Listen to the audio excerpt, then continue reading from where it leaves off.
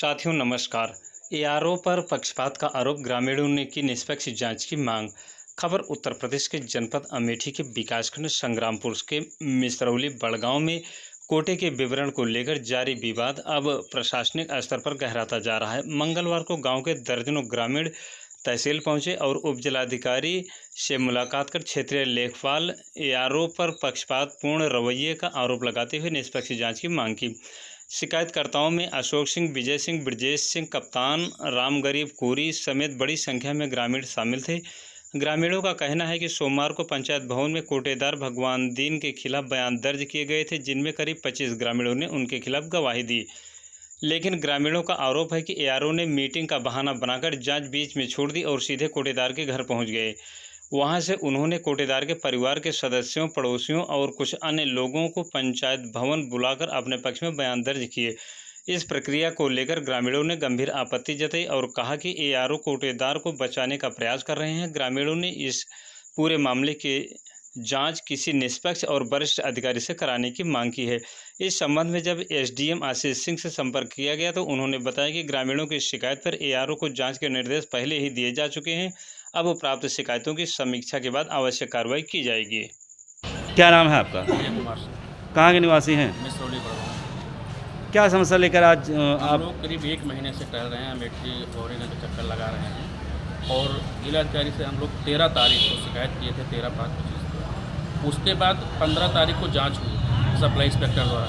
37 लोगों का बयान दर्ज हुआ, लेकिन उसमें ये स्पष्ट हुआ कि कोटेदार दोषी पाया गया। मैडम ने रिपोर्ट लिखित दी एसडीएम साहब के पास। एआरओ मैडम स्थान पर बुलाया जाए गांव वाले लोगों को। पंचायत भवन चिन्हित हुआ। पंचायत भवन में गांव के लोगों ने इकट्ठा हुआ।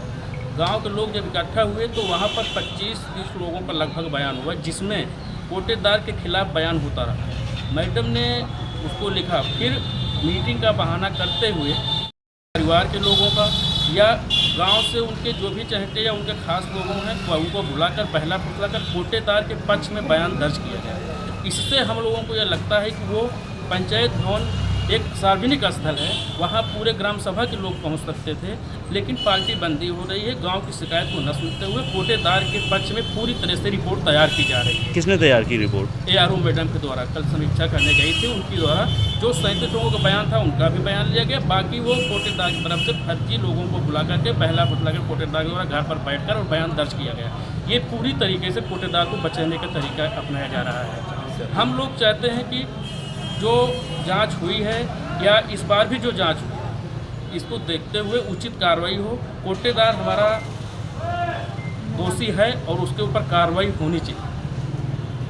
हम लोग गांव से कम 30-40 लोग पर डे चक्कर लगाते हैं, कभी गौरीगंज आ जाते हैं, कहीं अमेठी आते हैं और इस पर अभी कोई, इसके बावजूद सप्लाई इंस्पेक्टर द्वारा जाँच में दोषी बताया गया कोटेदार, उसके बावजूद पिछले महीने वो राशन बांटा और इस महीने भी आज राशन उतर रहा है उसके घर में।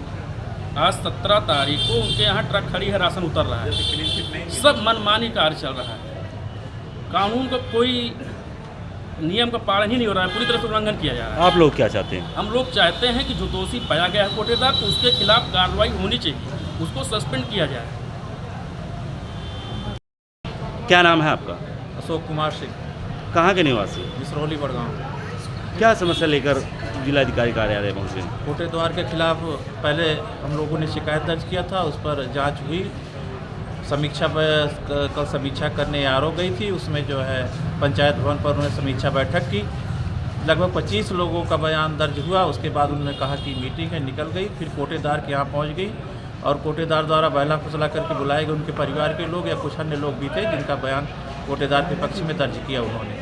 और इससे ऐसा लगता है कि उनके बचाव में कोशिश की जा रही है और एआरओ के द्वारा, सीमा पांडे के द्वारा। क्या चाहते हैं आप लोग? हम चाहते हैं कि इस मामले की गंभीरता से जांच की जाए और जो भी दोषी हो, कोटेदार अगर दोषी है तो उसके खिलाफ कार्रवाई किया जाए।